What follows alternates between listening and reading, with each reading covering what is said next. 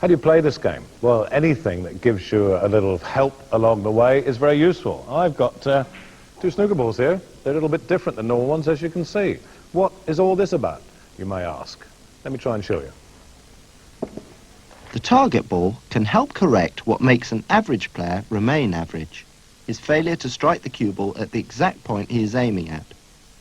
By teaching you to strike the ball on the 4 main points along the vertical line indicated, it will allow you to perfect your accuracy of strike, improving both the quality of your cue action and your confidence in potting.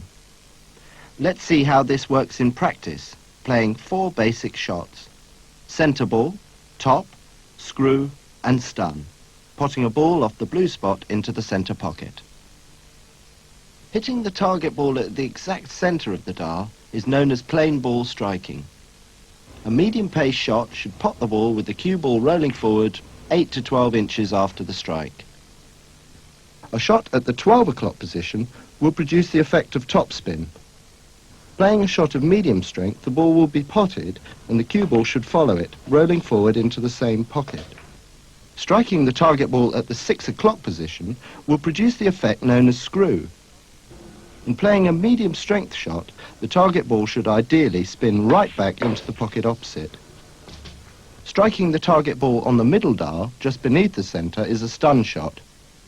In playing the shot, the target ball should stop dead after contact, replacing the ball on its spot. Well, sorry, a bit of trouble there. We were back in the black and white days. It came good at the end and everything else. And Bob Armit, you're the man who has produced these balls. Now, what's your connection with snooker? What do you do?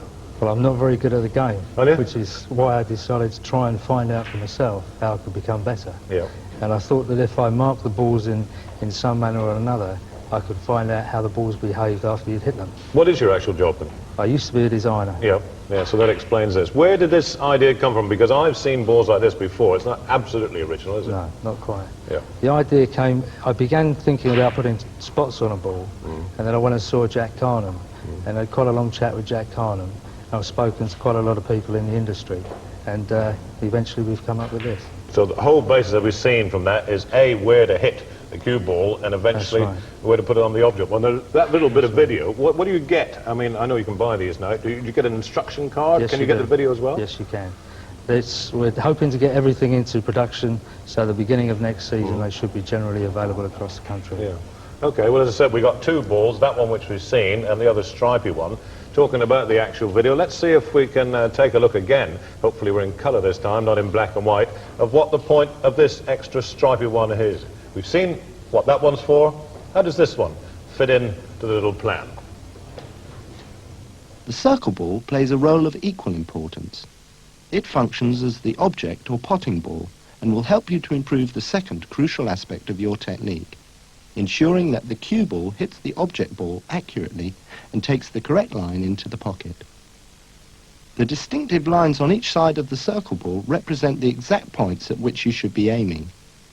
The centre of the ball is a full ball shot, the line on either side a 3/4 ball, the next a half ball, and finally the quarter ball.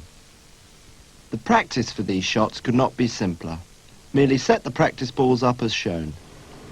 The straight shot into the centre is a full ball shot. For a successful pot, you must aim through the centre of the cue ball to the exact centre of the object ball. Substitute the cue ball for the first red, and this is a 3/4 ball shot, aiming through the centre line of the cue ball to the left-hand 3/4 ball line on the object ball. Substitute the cue ball for the second red, and you have a half ball shot.